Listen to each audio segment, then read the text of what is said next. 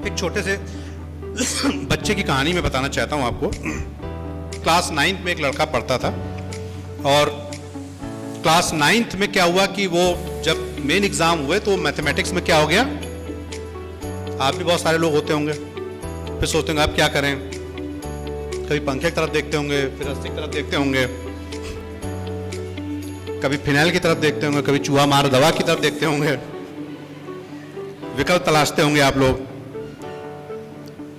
Never give up.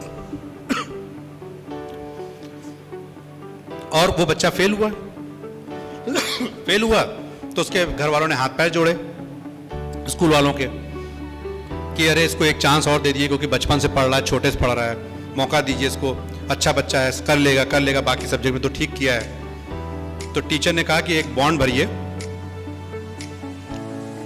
और अगर ये 1 महीने बाद इसका हम दोबारा टेस्ट लेंगे, री एग्जाम लेंगे, अगर ये री एग्जाम में पास होगा तब तो इसको हम 10th में ले जाएंगे, अदरवाइज ये फेल हो बाहर निकाल लीजिए। क्योंकि जो अच्छे पब्लिक स्कूल्स हैं वो रिजल्ट पर ज़्यादा फोकस करते हैं, बच्चा कहाँ जहाँ जाए। तो 1 महीने का उसको टाइम मिला, तो उसके पापा ने कहा चलो तुम्हारे आज बाल वाल कटवा देते हैं और तुम 1 महीने जम के पढ़ाई करो। तुम उसके फादर बड़े कोऑपरेटिव थे, किसान थे, पढ़े लिखे ज़्यादा नहीं थे, कोऑपरेटिव लेकिन बहुत थे, बहुत अच्छे दोस्त भी थे उसके। तो बाल कटाने ले गए तो उसी दुकान पर उसके बुआ जी के मतलब जो फूफा जी थे वो वहाँ उसको बैठे हुए थे, मोहल्ले के ही, और उनका बेटा भी सेम क्लास में पढ़ता था। और उनका बेटा जो है अपना रिजल्ट बताने से पहले, आप देखते हो जो पास होता है वो अपना रिजल्ट बताने से पहले क्या करता है, दूसरे का बताता है, पापा फलाने की लड़की फेल हो गई वो पापा फलाने का लड़का तो आज क्लास में मारा गया था, उसकी पिटाई हुई, खूब धुना गया आज। अपना नहीं बताएगा, 2 थप्पड़ हमको भी पड़े थे लेकिन फलाने के 5 पड़े थे, बताएगा जरूर। तो उनके पापा ने उसके पापा से उस बच्चे से पूछा क्या हुआ तुम्हारा बेटा। अब बेटा तो फूट फूट के रोने लगा, क्योंकि उनका बेटा तो पास हो गया था। बोले फेल हो गए क्या, अरे तुम्हारा तो ट्यूशन भी लगा था, बड़ा मेहनत करते थे तुम। कमेंट। तो उसके फादर ने कहा कि कोई बात नहीं, चल रहा था, ईंटा लगा, ठोकर लगी और गिर गया है, हाथ पैर नहीं टूट गए हैं या गड्ढे में नहीं गिर गया है, अभी ये खड़ा होगा और फिर दौड़ेगा और अपने आप को साबित करेगा। अब वो बच्चा बैठ गया और जब ऐसी स्थिति होगी तो आप क्या करेंगे, मनोदशा में रोएंगे ना। उस बच्चे के आंख नाक सब बहता रहा, बैठा रहा, हेयर कटर उसके बाल काटता रहा, लेकिन बैठे बैठे उस बच्चे ने एक अपनी जिद पाल ली कि हमको अब साबित करना है। उसने अपने साथ कोई एक कमिटमेंट कर लिया कि इस अपमान का बदला, आप एक तो बोल के भी ले सकते हैं ना कि तुम अपना देखो ये फलाना दिमाग। और जो कर्मठ होते हैं, जिनको इतिहास रचना होता है, वो जबान से नहीं देते हैं reply, they reply by their action, they reply by their success. उस बच्चे ने एक कमिटमेंट किया, रोता रहा, चुपचाप घर आया, घर आने के बाद में नहाया वाया, छत पे गया, टहला वहला, सोचता रहा क्या करना है क्या करना है। 2 घंटे बाद उतर के नीचे आया, सारी किताब उठा के एक छोटे कमरे में डाली, पूरा सबके कमरे से बिस्तर उस्तर हटा दिया, अपना बिस्तर लगाया, दीवार के अंदर उसने एक बड़ा सा कील ठोकी, उसी कील में एक लैम्प बांधा, ये 1989 की घटना है। उसी में एक बल्ब थॉमस एल्वा एडिसन वाला लगाया उसने, और उस कमरे को हमेशा के लिए कर दिया बंद। सिर्फ टॉयलेट के लिए बाहर निकलता था, खाना वाना भी खाने नहीं जाता था, खाना भी कमरे के अंदर ही खाता था। लोगों ने उसको 1 महीने तक ठीक से देखा भी नहीं, घर के लोगों ने, मोहल्ला तो छोड़ दीजिए। 1 महीने बाद उसने एग्जाम दिया, अब उसके नंबर आए 50 में 31 और 50 में 29। आप लोगों के यहाँ 60 पासिंग मार्क होगा पब्लिक स्कूल में ऑलमोस्ट, तो जस्ट 31 29 मिला के 60 नंबर उसके आया। उसने, मैम ने कहा ठीक है एडमिशन तो कर ले रहे हैं, लेकिन एक बॉन्ड भरवा रहे हैं कि अगर ये पहले कॉम्पिटिटिव में फेल हो गया तो ये प्राइवेट भरेगा बच्चा। क्या है, उस बच्चे ने मेहनत करना स्टार्ट, क्यों, क्योंकि उसके अंदर एक जिद पली हुई थी, उसका एम क्लियर था और फोकस कहाँ था, अपने एम पर था। उसको कुछ नजर नहीं आता था, स्कूल गया, स्कूल से आया, घर में ना खेलना ना कूदना। कई बार तो ऐसा हुआ कि जो यूनिफॉर्म वो पहने रहता उसी यूनिफॉर्म में सो जाता था, जूते चप्पल समेत। जो जूते वूते पहने, जाड़े में क्या है, देर से छूटते हैं आप लोग, पहुंचे, खाना खाया, पढ़ते पढ़ते वो सो गया। मतलब आप यकीन मानिए कि जाड़े में 3-3 4-4 दिन नहाता भी नहीं था, नहाने से कोई कलेक्टर नहीं बनाया, अपनी मेहनत करता था, क्योंकि उसका गोल क्लियर था कि हमारा गोल क्या है।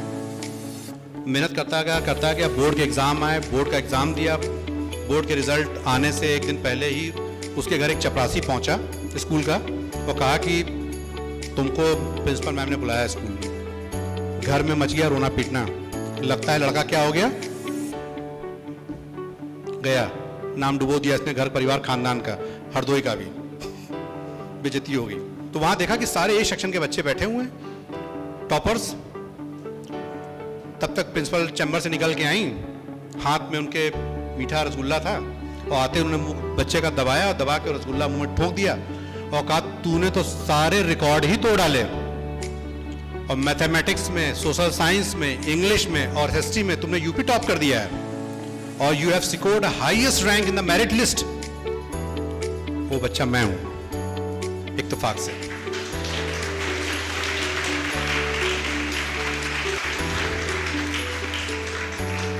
ये इत्तेफाक से मेरी कहानी है, आप सबकी कहानी है। एक जिद पालने की बात है। ऑर्डिनरी से एक्स्ट्रा ऑर्डिनरी बनने में कोई ज्यादा समय नहीं लगता है, बस वो नशा होना चाहिए अपने अंदर, वो पागलपन होना चाहिए, वो दीवानापन होना चाहिए। कुछ भी आप कर सकते हैं, एनीथिंग आप अचीव कर सकते हैं। तो जो बच्चे 40% भी लाते हैं तो कोई बड़ी बात नहीं बेटा, 40 को 80 होने में टाइम नहीं लगता, 1 महीना। और 80 से 90 जाने में, और परसेंटेज से भी ज़्यादा इंपॉर्टेंट है कैरियर। अगर आपके इंटर में 2%, 3%, 4% कम रह जाए, लेकिन आपने सिलेक्शन मार दिया नीट में, सिलेक्शन मार दिया फिजियोथेरेपी में, सिलेक्शन मार दिया बी फार्मा में, सिलेक्शन मार दिया इंजीनियरिंग में, सिलेक्शन मार दिया बीबीए में, बीसीए में, MC, lot of opportunities.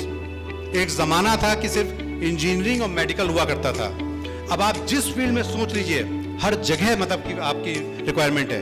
BGMC में भी क्या है, एंकरिंग, राइटिंग, एडिटर, उसके पीछे भी आपके बहुत सारे रोल हैं। स्पोर्ट्स में सिर्फ खिलाड़ी नहीं होता है, फिजियोथेरेपिस्ट होता है, मेंटोर होता है, मैनेजर होता है। हॉस्पिटल इंडस्ट्री में देखिए, आप सिंपली बीए कर लीजिए, उसके बाद में BHM करके एक होता है आपका master MBA in hospital management. आप बड़े हॉस्पिटल में जाते होंगे, देखते होंगे वहां सब चीज मैनेज होती है। कहाँ अपॉइंटमेंट होना है, कहाँ जाना है, कौन सा डॉक्टर देखेगा, वो कौन कर रहा है, MBA होल्डर्स, आप जैसे लोग। आप नहीं डॉक्टर बन पाए, क्या हुआ, आप डॉक्टरों को अपनी उंगली पर नचा सकते हैं कि आपकी ड्यूटी यहाँ लगी हुई है, आप वहाँ जाइए, आपका ये टाइमिंग है। ऐसा नहीं है कि हॉस्पिटल इंडस्ट्री में भी MBA है, बहुत सारी अपॉर्चुनिटीज हैं। मर्चेंट नेवी, शिपिंग कॉर्पोरेशन, न जाने कितनी अपॉर्चुनिटी है। Don't go for government services now, pension वेंशन नहीं है, अच्छी चीजों के लिए ट्राई करिए। और नौकरी पाने से अच्छा है कि नौकरी देने वाला बनिए, इंटरप्रेन्योरशिप इस्टेब्लिश करिए, कुछ अपना काम कर लीजिए। बहुत सारे रास्ते हैं, इतने रास्ते हैं आप तुलना भी नहीं कर सकते। सर ने कहा कि इनको थोड़ा सा कैरियर के बारे में बताना है, तो मैंने कहा पहले बताना पड़ता था, अब तो जरूरत ही नहीं है। पहले चांसेस बहुत कम थे, अब तो मल्टीटास्किंग चांसेस हैं। और सबसे अच्छा तो मुझको लगता है टीचिंग प्रोफेशन। इससे अच्छा नोबेल प्रोफेशन कौन सा है। हमेशा यंग ब्रेन के साथ में, यंग डायनेमिक लोगों के साथ में, युवा तुर्कों के साथ में हमारा पाला पड़ता है। कितना बढ़िया प्रोफेशन है। आप प्रोफेसर बन जाएंगे, 2 लाख, 2.25 लाख, 2.5 लाख रुपए सैलरी है आपकी। आप सीनियर प्रोफेसर बन जाएंगे, 3-3.25 लाख रुपए सैलरी है। प्रोजेक्ट वर्क में आप क्या सोचते हैं कि मैं यहाँ से घूमने के लिए गया था, जर्मनी, फ्रांस, स्विट्जरलैंड, इटली, मेरे पास सारे प्रोजेक्ट वर्क थे, मेरे पास में लेक्चर्स थे, मेरे पास में अब्रॉड में जाके कैरियर काउंसलिंग के लेक्चर्स थे, मेरे पास में मोटिवेशनल लेक्चर्स थे। मैं घूमा भी, पैसा भी कमा के लाया, और पैसा कमा के लाया, मकान बना लिया। तो बहुत सारे प्रोबेबिलिटीज है, प्रोजेक्ट वर्क्स हैं, बहुत सारे हैं। मेरी बहन भी जो है अब्रॉड में साइंटिस्ट है, जबकि साधारण आप लोग की तरह थी बिल्कुल, मतलब high school 2nd division, inter 2nd division, BSc Lucknow university से किया, महिला डिग्री कॉलेज से, MSc में टॉप किया लखनऊ यूनिवर्सिटी से, रिसर्च स्टार्ट किया CDRI से, डेनमार्क में प्रोजेक्ट सबमिट किया, जर्मनी में अप्रूव्ड हुआ, जर्मनी गई, जर्मनी से US चली गई, US से पोस्ट डॉक्टरेट किया, पोस्ट डॉक्टरेट करने के बाद में वहीं पर साइंटिस्ट F हो गई। लगभग 2.25 करोड़ रुपए का पैकेज उसका साल का है। आप ही लोग की तरह हैं, हरदोई से निकली है। Why not you? सिर्फ नशा पालने की जरूरत है। और आज की तारीख में सही बताएं तो हमारी भी जरूरत नहीं है। मैं आपको बताऊं कि कहां कहां विकल्प है, कोई जरूरत नहीं है। Hello Google, tell me the field of mathematics, 1000 sites. Google बाबा है ना? नहीं है?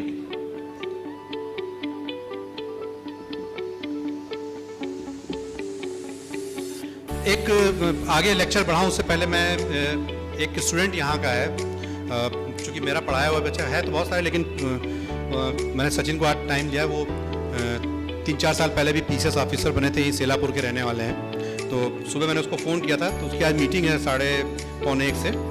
तो उसका एक मैसेज आप लोगों से मैं चाहता हूँ कि चूँकि आप ही लोग के बीच के बच्चे निकले हुए हैं, तो एक मैसेज कन्वे कराना चाहता हूँ। हाँ, प्रणाम सचिन। बढ़िया। हाँ, आवाज़ थोड़ा इसकी कैसे इसमें आओगी माइक से। सचिन, मैं माधोगंज ब्रांच में हूँ और अभी तो अभिषेक सर हैं यहाँ पे और प्रिंसिपल सर हैं। ये कैसे जा सकती है आवाज़? इससे तेज हो सकती है इसमें आवाज़? कहाँ से जाएगी? माइक से।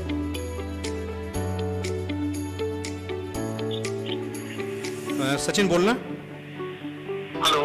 हाँ सर, आवाज ठीक आ रही है? हाँ, आवाज़ ठीक आ रही सचिन। ठीक है सर। हम सब तो वॉइस नहीं कर सुन रहे हैं सर। सचिन, ये बच्चे तुम्हें सुनना चाहते हैं, सिर्फ 2 मिनट के लिए मैं चाहता हूँ तुम्हारे जो कीमती समय है इसमें तुम अपनी 2-3 मिनट में अपनी बातें शेयर करो। लखनऊ पब्लिक स्कूल माधोगंज से तुम पढ़े हो और तुमने यहाँ से रास्ता तय किया है। हमारा तुम्हारा भी करीब 7-8 महीने का साथ रहा है। इन बच्चों के प्रेरणा स्रोत हो और इसी मिट्टी से, इसी पावन भूमि से, इसी सरस्वती के मंदिर LPS माधोगंज से तुम निकले हो। तो ये बच्चे तुमको फॉलो करना चाहते हैं, लाइफ में कुछ अचीव करना चाहते हैं। तुम उनके इंस्पिरेशन भी हो और प्रेरणा स्रोत भी।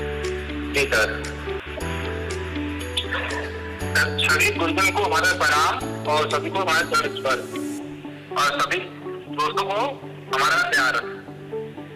सबसे पहले प्रबंधक SP सिंह सर को भी बहुत बहुत प्रणाम और नमन कि उन्होंने सबसे पहले माधवगंज जैसे एक छोटे से कस्बे में आके लखनऊ पब्लिक स्कूल की स्थापना की, जिससे हमारे से बहुत से नौजवानों को एक अच्छा इंस्पिरेशन और शिक्षा का प्रेरणा स्रोत मिल सका। और उसके माध्यम से लगातार हम लोगों ने प्रयास किया और उसी के जो था तो आज जो हम लोग अर्थ से अर्थ तक आगे आज जो बढ़े हैं, तो वो LPS की एक कस्बे में स्थापना और बेहतर इंस्पिरेशन के कारण ही संभव हो पाया। वहाँ का सब पूरा स्टाफ बहुत सहयोगी था और सभी गुरुजन बहुत ही अच्छे थे।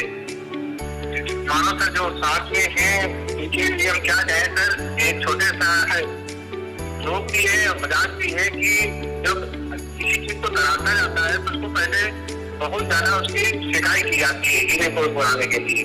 तो उसी प्रकार सर ने भी हम लोगों के लिए बहुत ही अच्छा कार्य किया था और उन्हीं के सर की जो बताए मार्ग से, तो वहीं से एक मन में शुरू से भावना रही कि कुछ प्रशासन के क्षेत्र में जाके आगे बढ़े और कुछ अपने देश और समाज के लिए कार्य करें। हर एक व्यक्ति का ये जीवन में एक उद्देश्य होता है कि वो कुछ अच्छा और बेहतर कर सके। जैसे श्री SP सिंह सर ने अपनी जन्मभूमि तो अलग अलग हो सकती है, लेकिन जन्मभूमि एक ही होती है। और सर ने भी अपनी जन्मभूमि के प्रति जो प्यार था, उसके प्रति विश्वास था, उसको उन्होंने भूला नहीं। लखनऊ में स्कूल होते हुए भी उन्होंने माधवगंज में आके लखनऊ पब्लिक स्कूल की जो स्थापना की और वहाँ के आसपास के जो माहौल उन्होंने दिया, ये हमारे समाज के लिए और पूरे लखनऊ माधवगंज के आसपास के सभी क्षेत्रों के लिए एक अच्छा स्वर्णिम अवसर हुआ। सभी विद्यार्थियों के लिए एक बेहतर एजुकेशन प्राप्त करने का, क्योंकि हर व्यक्ति लखनऊ जाके एजुकेशन नहीं प्राप्त कर सकता था। उन्होंने घर में, जैसे नहीं है आज भारत सरकार जो संकल्प होता है कि हर घर तक एजुकेशन, तो वही हाल उन्होंने किया कि एक बेहतर और एक अच्छी एजुकेशन उन्होंने ये घर में ही प्रदान कर दी। इसके बेहतर माहौल में बेहतर चीजों को सीख के हम अपने जीवन को न सिर्फ बेहतर बना सकते थे, बल्कि बहुत ही अच्छा उनके लिए, अपने समाज के लिए, देश के लिए कार्य कर सकते थे। कभी कभी ये बातों को जब ध्यान देते तो कुछ बातें याद आती है। जिंदगी खेलती भी उसी के साथ है, जिंदगी खेलती भी उसी के साथ है जो खिलाड़ी बेहतर होता है। जिंदगी खेलती भी उसी के साथ है जो खिलाड़ी बेहतर होता है। और दर्द सबके एक से होते हैं, मगर हौसले सबके अलग अलग है। कोई हताश होकर बिखर जाता है, कोई हताश होकर बिखर जाता है, तो कोई संघर्ष करके निकल जाता है। तो सबसे बड़ी बात होती है कि ये जितने टीचर होते हैं आप लोगों के साथ है और भी बेहतर एजुकेशन दे रहे हैं हमारे स्कूल में, उसके माध्यम से हम यहाँ तक पहुंचे। और मानो सर जो आप लोगों के साथ आए हुए हैं, इन्होंने ही मेरे जीवन एजुकेशन को बहुत बेहतर बनाने में बहुत ही हर टीचर का कहीं ना कहीं सहयोग होता है, लेकिन सरकार बहुत ही ज्यादा सहयोग रहा और उन्होंने हमेशा हमको हर स्तर पर, ऐसा नहीं कि स्कूल से निकले उसके बाद नहीं, लगातार इन्होंने हमको आगे बढ़ने के लिए प्रेरित किया और हमेशा अभी भी प्रेरित ही करते रहते हैं कि कभी हमसे भूल कर भी अनजाने में भी कोई गलती ना हो।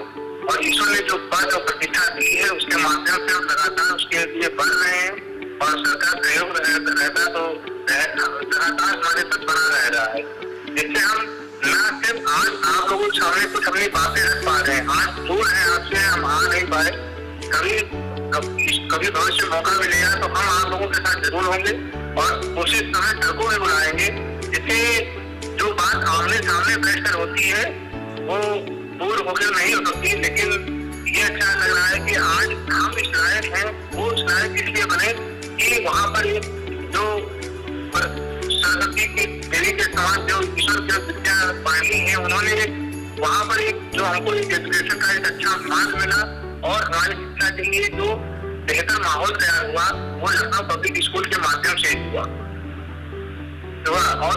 और उससे भी बेहतर था कि उसमें एक अच्छे शिक्षण मिले, जिन्होंने हर स्तर पर किसी चाहे अनुशासन के क्षेत्र में हो चाहे आपके जीवन के स्तर पर हो, उन्होंने हर वो छोटी छोटी चीज सिखाई जिससे बेहतर एजुकेशन प्राप्त है। आज हम एक अच्छे तो नहीं, हम अभी तो शुरुआत है, लेकिन अपना बेहतर प्रयास कर रहे हैं कि एक अच्छा प्रशासन और सिविल सेवक बन के आप लोगों के सामने प्रस्तुत हो और हमेशा कोई भी ऐसा कभी काम ना करें जिससे चाहे हमारे माता पिता की या हमारी खुद की या हमारे स्कूल की गरिमा धूमिल हो, पर कभी भी ऐसा कोई काम नहीं करना चाहते हैं कि हमारे शिक्षक को भी ये कहना पड़े कि हमारा ये विद्यार्थी नहीं है।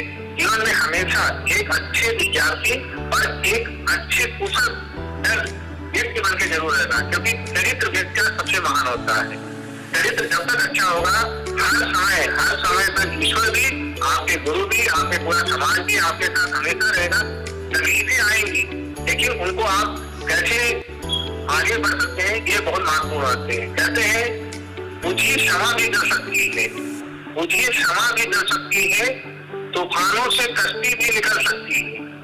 ओके मायूस यूं ना अपने इरादे बदल, ओके मायूस ना अपने इरादे बदल, तेरी किस्मत कभी भी बदल सकती है, तेरी किस्मत कभी भी बदल सकती है। हमको बहुत अच्छा लग रहा है, लेकिन ये कभी हमको बहुत महसूस हो रही है कि अगर आज हम आप लोगों के साथ होते और सामने होते तो और भी अच्छा लगता। थैंक यू सो मच, आपने इतना आपको समय दिया sir, thank you so much sir. आज आपको बात करने का हम देख नहीं पा रहे हैं, लेकिन हम ये महसूस कर रहे हैं कि सर आप हमारे सामने बैठे हैं और सभी लोगों को बहुत प्रणाम और सभी प्यारे बच्चे बहुत सारा प्यार। Thank you so much sir. ठीक है, thank you so much Sachin, meeting के बाद बात करेंगे, ठीक है सर।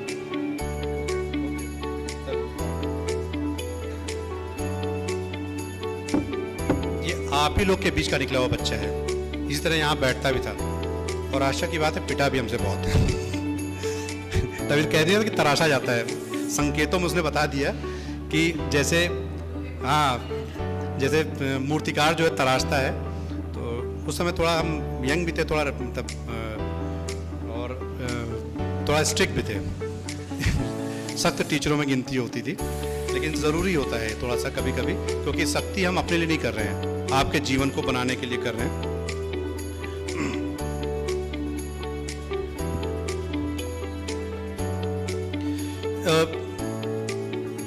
हमेशा लाइफ में सब जगह स्मार्ट वर्क और पॉजिटिवनेस और कमिटमेंट ही काम नहीं आता है। कभी कभी आपके सर के अंदर एक भगवान ने ये 5-10 ग्राम का भेजा भी दिया है, इसका भी इस्तेमाल करना चाहिए। इसको क्या बोलते हैं? आईक्यू। कई जगह हमारा आईक्यू काम आ जाता है, नहीं आता है। अगर हम अपने थोड़ा सा आईक्यू का इस्तेमाल करें तो बहुत सारी, कई बार क्वेश्चन ऑप्शंस आते हैं कि इसमें आपको लगता है 4 ऑप्शंस हैं, उसमें 4 ऑप्शंस में आपको लगता है कि इसमें से एक ऑप्शन सही है, 3 गलत हैं। लेकिन जब हम आईक्यू और क्वेश्चन का आंसर आपको नहीं मालूम है, तो कई बार हम आईक्यू को यूज़ करते हैं और देखते हैं कि इसमें ए और बी तो नहीं हो सकता है। अब बचे क्या? बी, सी और डी। और अब गलत होने की और या सही होने की प्रोबेबिलिटी कितनी बची? 50%। पहले 25% थी, अब 50%। तो आईक्यू का भी यूज़ कर सकते हैं। जब मैं क्लास 9th में था या तो एक हमने एस्से लिखा था हम लोग के, तब वो जीवनी आती थी, याद है आपको? हिंदी में एक जीवनी आती थी लिखने के लिए। इत्तेफाक से जो हम रट के गए थे वो आई नहीं, तो हमने आईक्यू का इस्तेमाल किया, और आईक्यू का इस्तेमाल करके जब हमने लिखा उसको जीवनी को, तो हाईएस्ट मार्क्स मिले। और हमें कुछ नहीं पता था, सपोज करिए वो जीवनी हम लिख रहे हैं आचार्य रामचंद्र शुक्ल जी पे, तो हमने लिखा कि आप हिंदी के महानतम साहित्यकारों में से एक रहे हैं, आपने ऐसी ऐसी रचनाओं की सृष्टि की है कि जिसका इतिहास में कोई सानी नहीं है, इस कारण आपका नाम हिंदी साहित्य के इतिहास में स्वर्णिम अक्षरों से लिखा जाता है। कोई फैक्ट आया नहीं। आपका जन्म ऐसे नक्षत्र में हिंदुस्तान में हुआ कि वो नक्षत्र पूरी तरीके से शुभ माना गया। क्यों? क्योंकि आप जैसे विद्वान का जन्म कोई तारीख, कोई समय विशेष में नहीं होता है, ये क्या एक कालखंड है।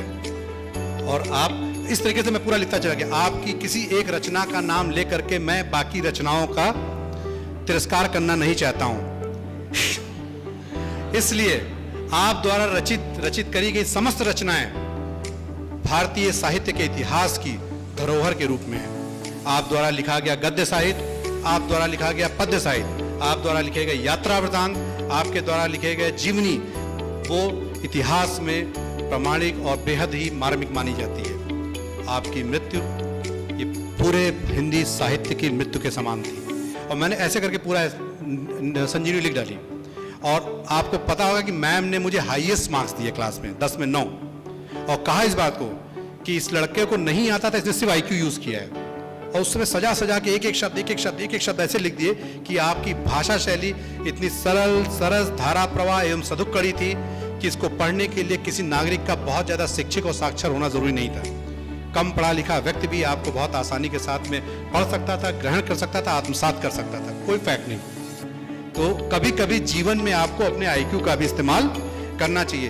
एक बार एक कार सवार कार से जा रहा होता है, तो अचानक क्या होता है कि उसका एक पहिया जो है, तो वो मतलब रात में गाड़ी खड़ी जहाँ करता है, तो रात में एक चोर जो है उसका एक पहिया निकाल ले जाता है पीछे का। जो सुबह उठता है वो देखता है कि इसमें 3 पहिए तो हैं, चौथा पहिया गायब है, चोरी हो गया है। अब उसको उस दिन जाना बहुत ज़रूरी होता है, तो सोचता है क्या करे, बहुत दिमाग लगाता है और परेशान रहता है। आधा 1 घंटा हो जाता है, तब तक उधर देखता है कि ये दूध वाला साइकिल से जाता है। वो आता है, उससे कहता है कि क्यों नहीं ऐसा करते हो कि स्टेपनी का पहिया निकालो और बाकी सारे पहियों में से एक एक बोल्ट निकाल लो और इसमें भी लगा दो, तो बाकी में 4-4 बोल्ट होते हैं, तो कितने बचे? 3-3। अब इसमें भी कितने हो जाएंगे? 3। और धीमे धीमे लेकर के अगले सर्विस स्टेशन तक चले जाओ और वहां जाकर के इसमें सब में एक एक बोल्ट लगवा लो। आईक्यू। वो इतने बड़े प्रोफेसर साहब थे, उनके पास वो आईक्यू नहीं था, लेकिन एक दूध वाले ने क्या बताया उनको अपना। तो कभी कभी हम लोग अपने आईक्यू का भी इस्तेमाल कर लिया करें, और आईक्यू का इस्तेमाल अगर आप करेंगे तो आपका रास्ते भी बहुत सारे आसान हो जाएंगे। इसको बोलते हैं इंटेलिजेंट गैस। एक होता है अंधा चुक्की और एक होता है इंटेलिजेंट गैस, तो आप लोग उसको भी यूज कर सकते हैं।